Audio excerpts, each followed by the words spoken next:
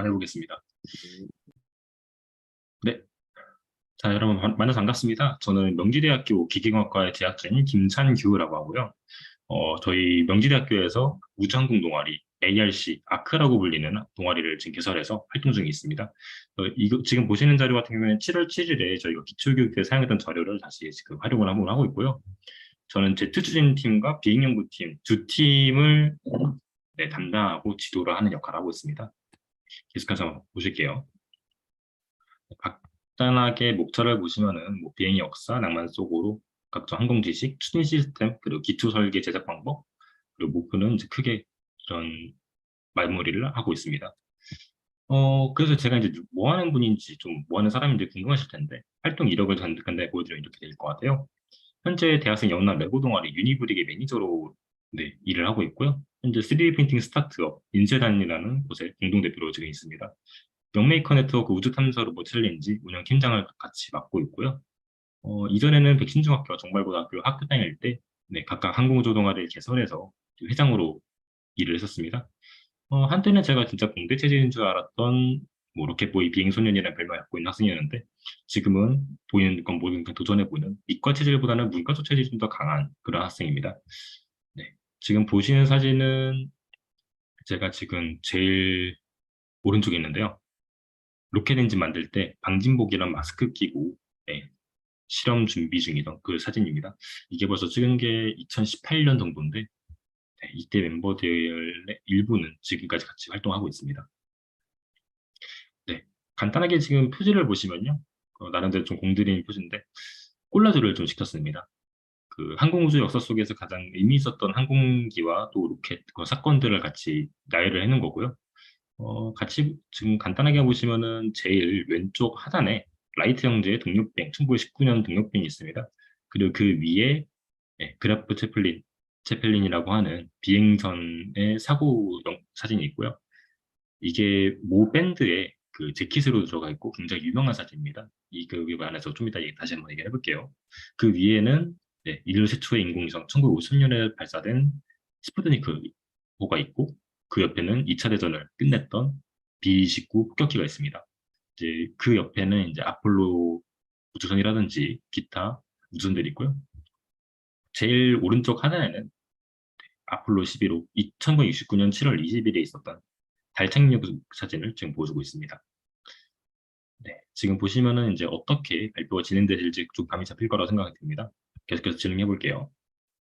비행 역사 하시면은 어떤 게 생각나는지 모르시겠는데 어, 가장 근본적이시고 가장 잘 알려진 거는 1919년 라이트 형제 동력 비행이 아닐까 싶습니다. 라이트 형제가 최초로 비행을 했다. 사실 이건 좀 틀린 말입니다. 최초 동력 비행을 했다가 더 적절한 표현이고요. 이전에 비행을 한 것 자체는 날갯짓 그 글라이더나 열기구, 비행선 같은 걸로 이미 비행을 한 적이 있습니다. 하지만 인류가 최초로 동력 비행을 했던 거는 이 라이트 형제가 최초였고요. 그 이제 오른쪽 사진을 보시면요. 그 조금 발전된 형상의 비행기가 나타납니다. 기술이 언제 가장 진보를 하냐고 말씀을 드리자면 전쟁입니다. 굉장히 엔지니어로서 슬픈 이야기도 하지만 언제나 기술이 가장 진보하는 건 전쟁이고 이 붉은색의 전투기가 나왔을 때는 1차 세계대전 포커라는 회사에서 제작한 독일의 포커라는 회사에서 제작한 포커 3호기입니다. 이때를 기점으로 항공기 기술과 그 질은 굉장히 높아지게 됩니다. 네, 그 다음 사진 보시면요. 아까 보여드렸던 열기구가 그 비행선이 나옵니다. 어, 보여드리는 거는 역시 독일에서 제작했던 비행선이고요. 체필린이라고 하는 비행선입니다. 근데 이게 지금 폭발하는 영상인데 이게 왜 폭발했냐면 내부에다가 수소를 쳐놨었어요. 헬륨이 아니라. 그래서 모종의 사고로 스파크가 터지면서 미국에 착륙하던 도중에 폭발하는 사진을 건진 게 이 사진입니다.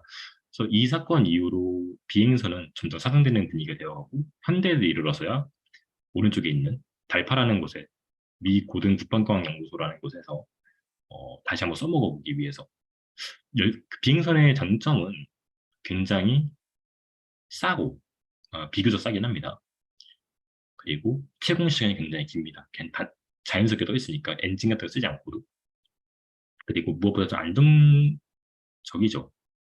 그러니까 물론 바람이 돌풍 같은 게 불 때는 굉장히 쉽게 휩쓸리지만 웬만한 일에 있어서는 그 부력을 이용해서 뜨기 때문에 조금 편한 그 특징을 보이고 있습니다. 그래서 최근에 이르러선 다시 이제 써먹어보려는 시도가 있고요. 실제 우리나라 연구소에서도 실험 연구로 계속 지금 연구 중에 있습니다. 다음 사진 보실게요. 네. 그러니까 왼쪽에 있는 사진 보시면요. 찰스 린드버그라는 사람이 세계 최초로 네, 대륙 간 횡단 비행을 성공합니다. 이게 1차 세계대전 이후의 이야기입니다. 이때가 아마 이제 어린 왕자로 유명한 생태지 페리가 등단을 시작했던 딱 그 시즌일 겁니다. 이때 기점으로 다시 이제 한국 역사는 항공의 기술은 발전을 크게 하고요. 다시 또 전쟁이 펼쳐집니다. 2차 세계대전이 펼쳐지면서 오른쪽에 있는 위에는 독일 나치 공군의 루프트와페의 BF-109라고 하는 전투기고 하단은 영국 공군의 스피파이어라고 하는 전투기입니다. 나중에 뭐 덩케르크라든지 라인을 병구하기 이런 영화를 보시면은 이 두 개의 전투기가 꼭 항상 나오니까 나중에 눈여보셔도 될 것 같아요. 보시면은 이제 이전 사진과는 다르게 날개가 항공 기술이 발전에 따라 날개가 3개에서 1개로 줄어들었습니다.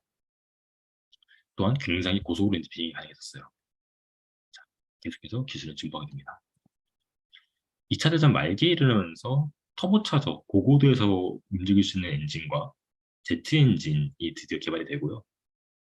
왼쪽에서 가장 첫 번째 있는 사진이 네, 일본의 두 발 핵폭탄을 투하하면서 전쟁을 끝냈던 B2 국격기입니다. 그리고 중간에 있는 게 일본의 제로센 전투기고요. 마지막 게 슈퍼차저. 그러니까 고고도에 올라갈수록 산소가 부족해지니까 그 산소를 공급해주기 위한 장치를 슈퍼차저인데 이 슈퍼차저 처음으로 적용된 것이 이 마지막 사진에 있는 P38 라이트닝이라는 전투기입니다. 네. 그리고 중간에서 위에 보시면요. 처음으로 제트 엔진이 개발되고 제트 전투가参전을 하게 됩니다. 나치군은 전쟁 말기에 굉장히 이제 열세에 있었고 최첨단 기술들을 적용시킨 장치를 최후의 수단으로 투입을 했는데 그 중 하나가 이 메셔스미트라고 하는 전투기입니다. 굉장히 좀 충격적이었고 전쟁 이후 6.25 전쟁 이후에 개발돼서 배치했던 제트 전투기를 이걸 운전했던 파일럿들이 운전했을 때 성능이 비슷하다는 이야기를 할 정도로 굉장히 진보적이었던 전투기입니다. 독일 나치군은 그 아래에 있는 것처럼 로켓 추진 전투기라든지 그 왼쪽에 그러니까 가장 오른쪽에 있는 사진에 V2 대륙간 탄도미사일 같은 걸 개발하면서 최후까지 항전을 하다가 패배하게 됩니다. 그리고 이후 이 기술들은 전부 미국이나 물론 미국, 소련, 영국으로 넘어가게 됩니다. 제일 오른쪽에 있는 이 로켓이 세계 최초의 우주발사체이자 세계 최초의 우주선입니다. 이걸 개발했던 사람이 베르너 폰 브랑이라고 하는데 이 사람은 전쟁 이후에 나사라고 하게 됩니다. 미국으로 망명을 해서 이 사람은 굉장히 매드 사이언티스트였는데 로켓을 개발하는데 굉장히 전쟁 포로들까지 사용해서 개발합니다. 처음으로 발사가 성공했을 때 로켓의 성능과 수명은 완벽했지만 엉뚱한 행성에 떨어졌다라는 말을 한 걸로 알려져 있습니다. 이제 전쟁 이후에는 차례차례 이제 오른쪽으로 가는 식으로 전투기가 발전하게 됩니다. 전투기가 결국 이제 항공 역사기 때문에 이 사진을 첨부해봤는데요.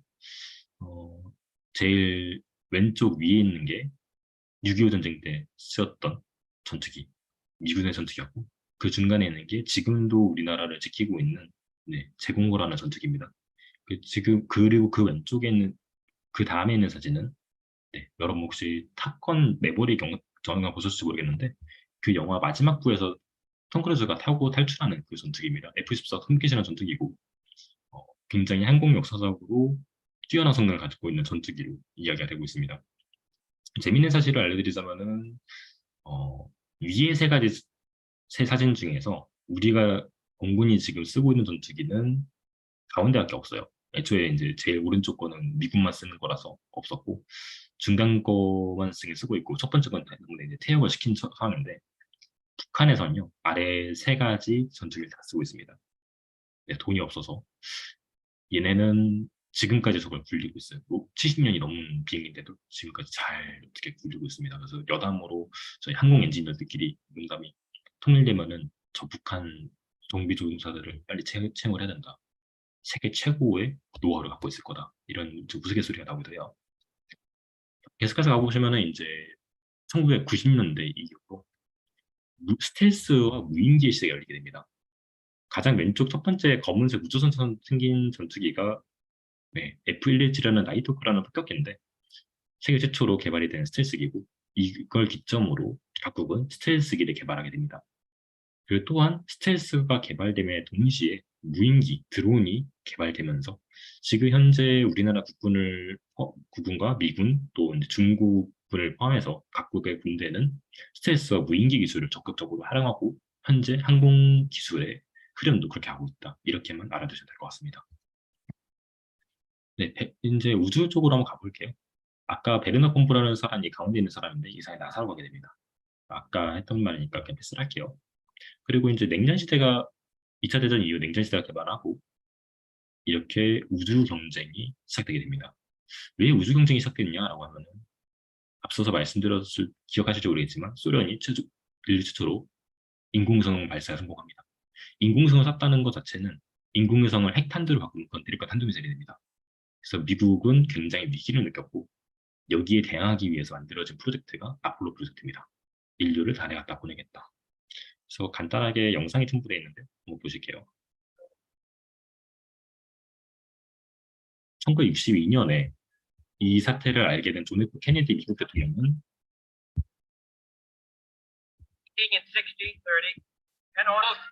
우리는 사람을 달에 보내겠다. 그것이 어렵기 때문이 아니라 쉽기 때문이 아니라 어렵기 때문이다.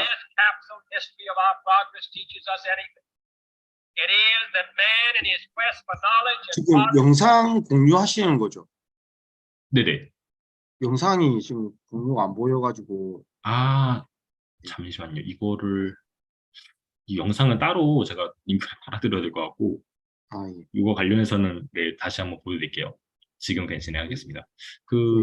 네, 관계상 영상은 어쩔 수가 없을 것 같고, 아래에 있는 링크 같은 경우에는요, 히든 피겨스라고 하는 2018년 정도에 개봉했던 영화인데, 이거 역시 이제 아폴로 미션 이전, 제미니 미션이라든지 그런 그때 미션들에 있었던 일화들을 다룬 영화입니다. 나중에 한번 챙겨보시면 되게 좋을 것 같아요.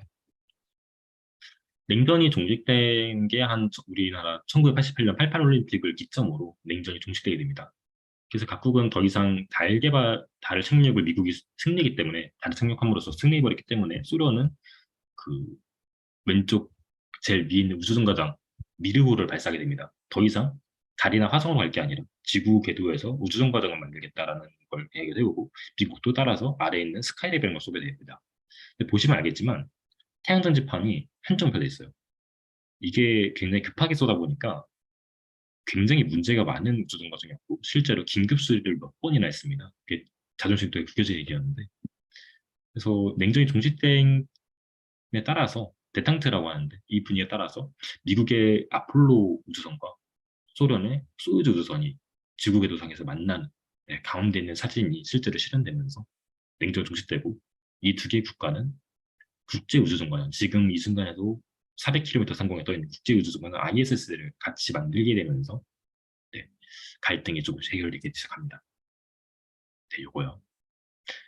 제일 메인이 되는 모듈들이 미국하고 소련이 만들었고 그 외의 모듈들은 EU, 유럽연합이나 일본 이런 나라들이 하나씩 쏴가지고 만들었어요. 우리나라도 개발에 참가하라고 2000년대 초반에 제안을 받았었는데 IMF 터지고 나서 국가 재정이 좀 어려워지니까 저희가 거부를 했었습니다.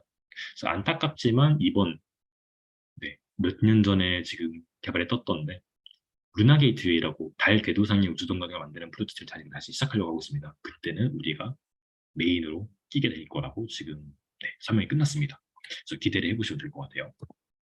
그 이후로는 이제 우주정거장을 짓기 위해서 스페이스 셔틀, 우주 왕복선을 개발하게 되고 이거는 설계가 굉장히 희한하게 돼 있고 문제가 좀 많았습니다. 그래서 두 번의 참사가 일어나고 미국은 이걸 기점으로 나사 예산을 대폭 삭감함과 동시에 더 이상 유인 탐사보다는 무인 탐사 쪽으로 가려고 마음을 잡았습니다. 보시는 게 뭐 보이저호, 지금도 우주 저 너머를 태양계를 탈출해서 넘어가고 있는 보이저호와 허블 우주망원경, 그리고 화성에 지금도 움직이고 있는 오퍼튜니티라는 큐리오시티, 여기 호박공장 메이커 스페이스가 만들었던 게 큐리오시티 모형인 걸로 알고 있는데요. 이런 화성 탐사, 무인 탐사, 외우주 탐사로 갈피를 잡고 지금도 진행 중에 있습니다. 그래서 옛날 1950년대에서 70년대에 비해서는 나사의 명성이 좀 떨어졌고 우주 개발이 지금 좀 주춤하고 있는 상황이지만 이때 등장한 사람이 바로 일론 머스크입니다. 일론 머스크가 하는 건 워낙 매체에서 많을 테니까 저도 생략을 하고요. 이 사람이 네, 민간 우주 개발이라는 시작을 열었습니다. 이때 이전까지는 군사적 목적으로 국가가 개입을 해서 돈을 투자하고 기술을 얻어냈다면 이제는 민간이 돈을 벌기 위해서 기술을 자기 사비를 들여서 개발하는 시대가 왔습니다. 보시면 네, 오른쪽 사진 보시면요. 스페이스 셔틀과 팔콘 헤비, SLS 블록 1, 세턴 V, 스타쉽 이런 것들이 있는데 어, 스페이스 X가 만든 로켓들이 팔콘 헤비랑 스타쉽입니다. 이게 전부 다 정말 사이즈가 커요. 네, 그냥 돈으로 갖다가 제일 큰 걸 만들어 버리고 그걸 성공시켜 버리는 상황입니다. SLS 같은 경우는 지금 나사에서 제작 중이고 개발 중인 차세대 발자체인데 이름이 조금 센스가 없습니다. 스페이스 런치 시스템 약자예요. 굉장히 얘네가 지금 이름 못 지어요. 네, SLS는 지금 워낙 가성비가 딸려서 폐기될 위기에 처해 있고 팔콘 헤비나 스타쉽 같은 지금 신규 발사체들이 굉장한 선두주자로서 네, 나오고 있는 상황입니다. 계속해서 가볼게요. 그래서 이제 버진 갤럭틱스라고 하는 또 이제 회사는 그 가운데 달려 있는 이 비행기 떨궈서 우주 관광을 하는 회사고요. 예, 가운데 달리는 비행기 떨궈서 나가서 공중에서 이제 겨우 올라간 다음에 떨어지면서 우주국을 체험할 수 있게 해줍니다. 이렇게 해서 우주 개발과 항공 개발의 역사와 지금 트렌드를 좀 알아봤고요. 지금부터는 조금 다른 얘기를 해보려고 합니다. 낭만 속으로라고 합니다. 탑건 내보내 보셨나요? 제가 실제로 대면을 한다고 이렇게 좀 봤을 텐데 보셨다고 하고 가정을 하겠습니다. 굉장히 네, 남자들의 그 로망을 자극하는 영화였고 저는 두 번씩이나 봤습니다.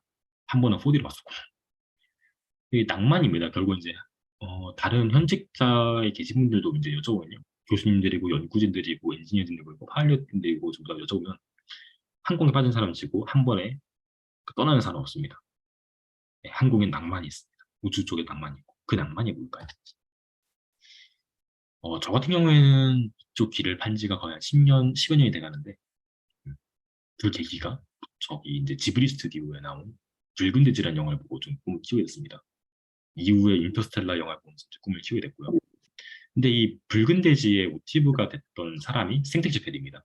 생텍쥐페리 하시면 이제 어린 왕자 작가로 알고 계실 텐데 어린 왕자 작가도 맞고 실제로 이 사람도 비행에 굉장히 미쳐있던 분이었어요. 전 2차 대전 때 전투기 파일럿 승전했었고 격추돼가지고 부상이 되었는데 또 비행을 나갔다가 결국 실종돼가지고 돌아가시게 되세요.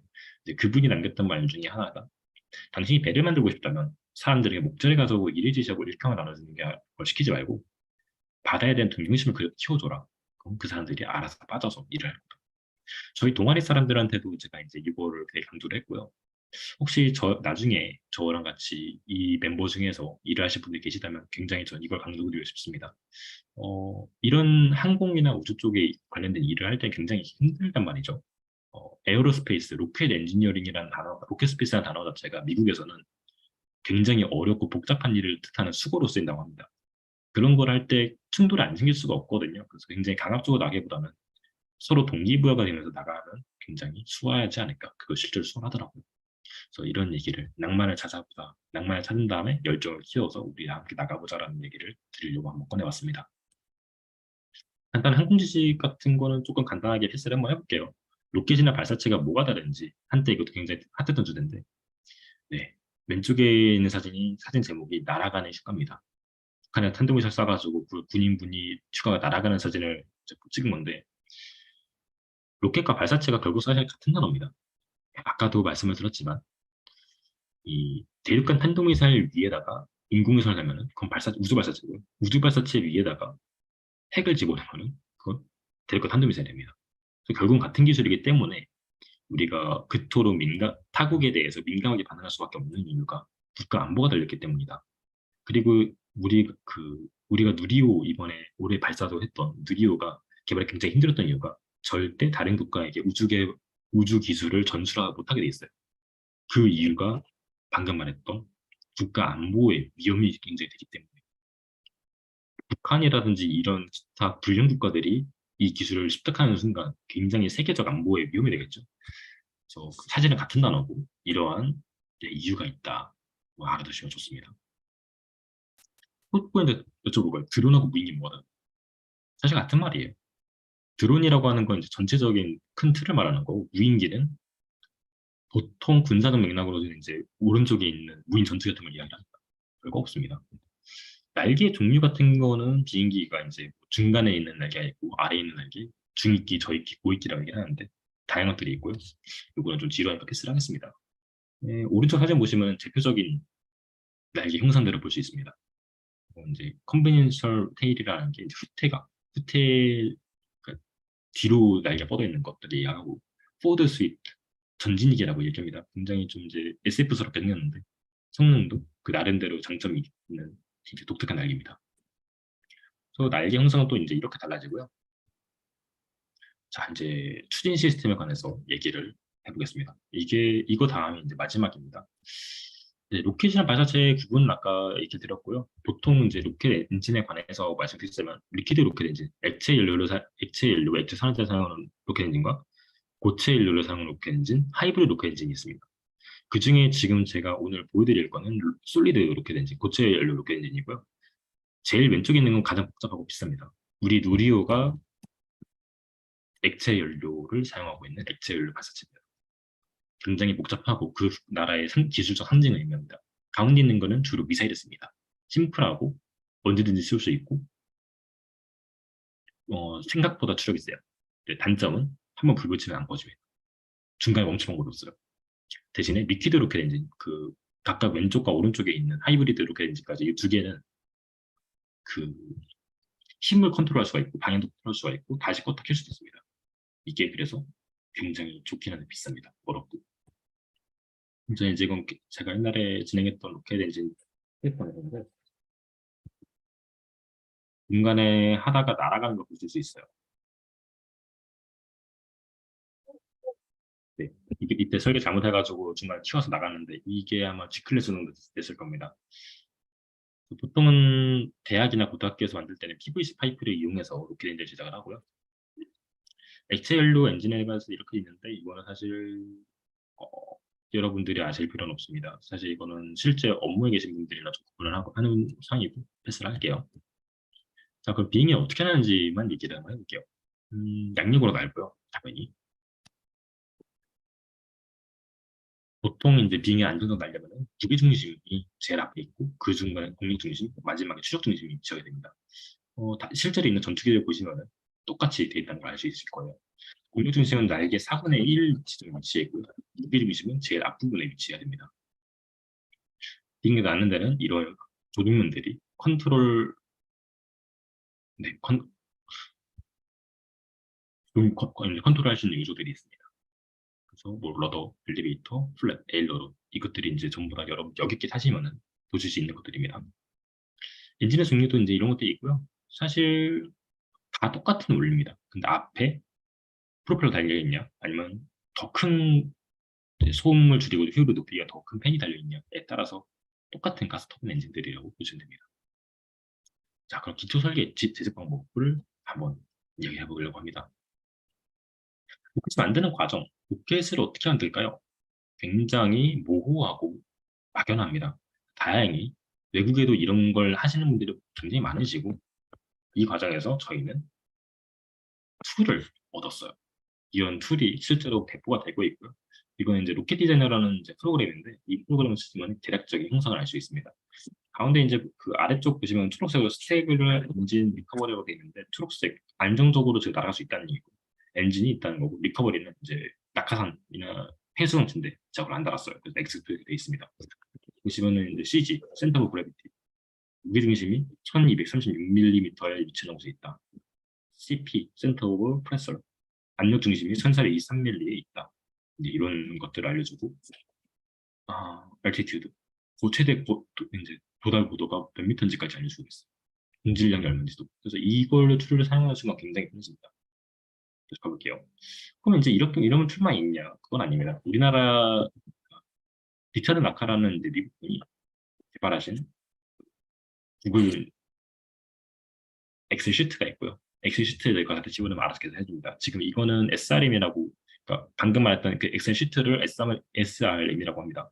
그거를 국내 어떤 분이 한글 번역을 하신 거를 저희는 주로 사용하고 있습니다. 그래서 연소실 그러니까 연소실이라는 게 뭐냐면 이렇게 엔진 사이즈예요. 엔진 내경, 길이, 부피 등을 넣고 어떤 연료를 사용할 건지 연료를 양을 얼마나 넣을 건지 하는데 커큘레이팅을 때려주면은 알아서 키행 값 이제 뭐 효율이라든지 기타 압력 값들이 나와요.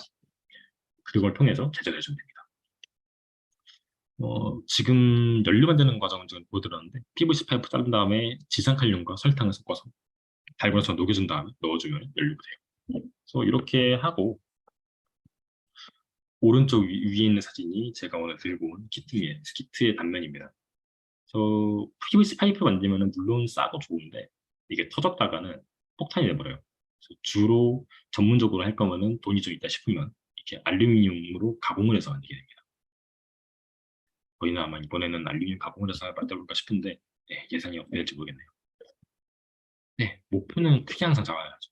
저희 동아리는 그래서 이번에 고도 한 1km까지 올라가는 로켓을 제작하려고 준비 중이고요.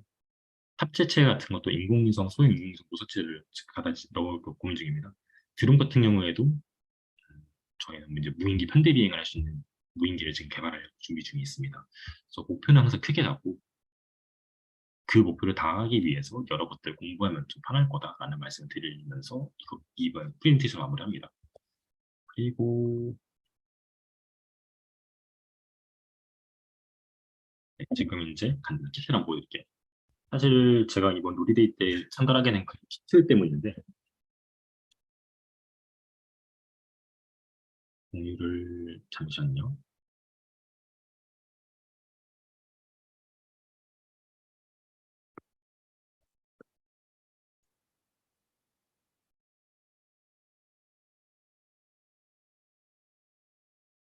이거 일단 지금 보이실지 모르겠는데요. 제일 메인이 되는 네, 연소실이고요. 여기에 이렇게 된 부품을 껴주면은 연소실이 완성이 됩니다. 이 연소실 안에다가 이제 연료를 넣어주면은 일단 로켓의 절반은 완성이 된 거고요. 그리고 여기 보이는 벌크헤드라는 부분이 있습니다. 이 벌크헤드라는 부품은 이제 로켓 가스의 역류를 막아주는 거고, 네, 역류를 막아주기 위해서 체결을 해주는 부분입니다. 그래서 이제 요 안에 싹 넣어주면 네, 끝에다가 이 나사 구멍에다가 나사를 딱 넣어주면 완성이 됩니다. 이거를 스테인 잘 보일 줄 알았는데 안 보여서 캐드 파일을 직접 보여드리는 식으로 하는 게 나을 것 같습니다.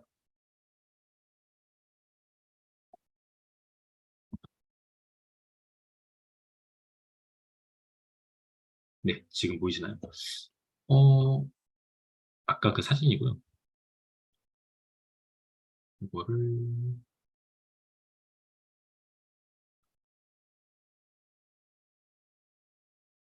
전체 네, 보시면은 부품이 이렇게 되어 있고요. 잠시만요.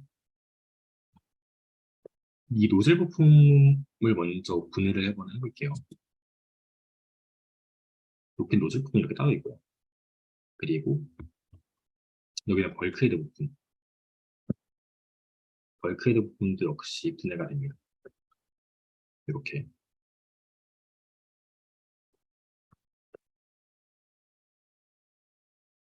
아, 잠시만요.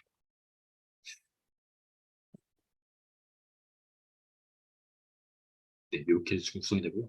이제 여기 앞부분에 연료가 들어가게 되고 벌크헤드가 조립되고 모듈까지 조립이 됩니다. 이 노즐 같은 경우에는 제가 임의로 스파크가 확산각도 20도와 35도 정도로 해서 추력이 한 250N 정도 나오게 되어 있습니다. 이게 50N이면은 아마 이걸 가득 채우면은 5초 동안 3.5초 정도 동안 연소가 되면서 한 500m 정도 날아갈 수 있는 시속 한 400km 정도 나오고요. 시속 400km의 속력으로 500m 정도 날아갈 수 있는 발사체가 나오게 됩니다. 그래서 근데 이제 여기가 좀 궁금할 수도 있는데 이 홈을 파놓은 이유는 바로 이제 이 오링이라는 걸 넣기 위해서입니다. 오링이란 거는 이제 가스나 유체 역류를 막아주기 위해서 설치되는 구조물이고 고무링입니다. 쉽게 말하면 군대 갔다 오신 분들 중에 고무링에 대해서 또 아실 텐데 요거를 껴준 다음에 지금 두께가 한 2mm 정도 됩니다. 껴준 다음에 갖다 붙이고 이 구멍대로 M3 나사를 볼트와 너트를 체결해주면 이렇게 모터가 완성이 됩니다. 이거는 저희는 지금 일단은 이렇게 필라멘트로 3D 프린팅을 했는데 실제로 발사를 할 때는 저희가 조금 더 정교하게 만들기 위해서 알루미늄 606을 사용해서 제작을 할까 합니다. CNC라고 했고요. 아마 돈이 좀 많이 깨질 것 같아요. 그래서 여기까지가 제 별거 아닌 첫 번째 WCD의 발표가 됐을 거고요. 많은 도움이 되실지 모르겠지만 이렇게 준비를 한 만큼은 보여드릴 것 같습니다. 혹시라도 이제 이 파일이 필요하시거나 궁금하신 게 있다면 개인적으로 연락 주시면 얼마든지 도와드리겠습니다. 네, 여기까지 마무리하겠습니다. 감사합니다. 화요일인가 만들었던 엔트리 이거 만든 인공지능 이용해서 만든 움직임을 인식해갖고 만들어서 초시계 재고 움직이는 그런 달리기 하는 거 만들었거든요. 코드는 우선 메인 캐릭터가 여기 있거든요. 여기서 똑같은 위치에서 시작해야 하기 때문에 그 위치로 이동하기를 코드를 맨 처음에 써줬고요. 그리고 비디오 화면을 보이게 해갖고 뒤에 여기 그 배경 뒤에 비디오 화면을 보이게 하고 그리고 그 3, 2, 1 카운터를 재갖고 출발을 말하고 초시계를 시작하면서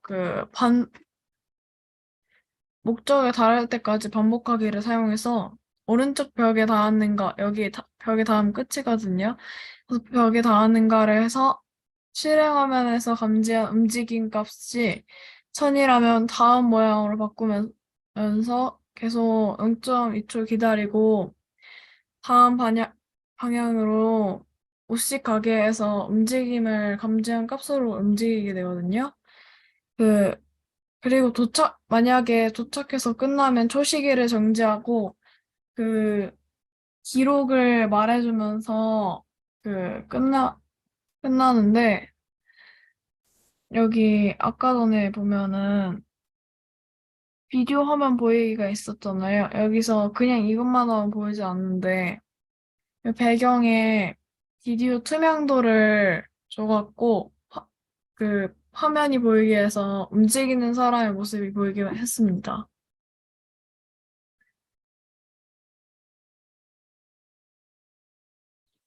저 이거 움직이는 거는 잠시만요.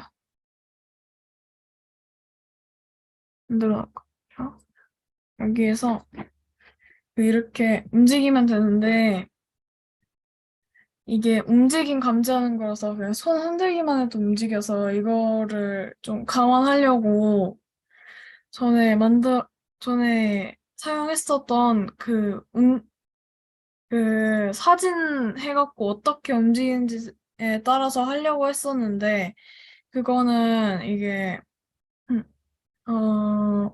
하면은 사람마다 동작은 똑같아도 모습은 다르니까 사람마다 아예 안 움직일 수도 있어서 안 해봤습니다. 그래서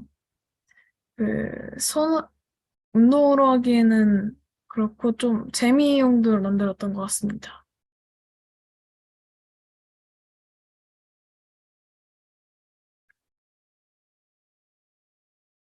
저 이거 발표 끝났는데 예. 얼굴이 같이 나오네요. 네, 이래서 움직이는 거 자신이 움직이는 거 볼 수 있겠는데 아, 이거 서서 뛰는 것처럼 하면은 이게 운동 효과가 있을 것 같긴 한데 아, 이게 움직임 인식하는 거여서 손 흔들기만 해도 움직이거든요. 실제로 보니까 더, 예, 멋진 것 같습니다. 설명 들을 때는 잘 감이 네. 안 왔었는데, 이거 저도 해봐야 되겠다. 약간 이거 피트니스 클럽 느낌으로 움직일 때마다, 예, 수치 올라가게 만들거나 움직이게 만들면 이제 운동할 때 써먹으면 될 것 같네요. 근데 제가 할 수 있는 게 좀 한계가 있어서 예, 예, 저도 한번 이걸로 운동을 한번 해보도록 하겠습니다. 네, 잠시만 줌에 공유해 드릴게요. 예. 그 영메이커 방에도 공유 한번 해주시면 좋을 것 같아요. 네. 공지도 너무 늦게 드리고 해가지고 좀 죄송하거든요. 예, 오늘 시간 내주셔서 감사드립니다. 수고하셨습니다. 아유, 감사합니다. 네, 수고하셨습니다. 수고하셨습니다. 감사합니다. 안녕히 감사합니다. 계세요. 안녕하세요. 예.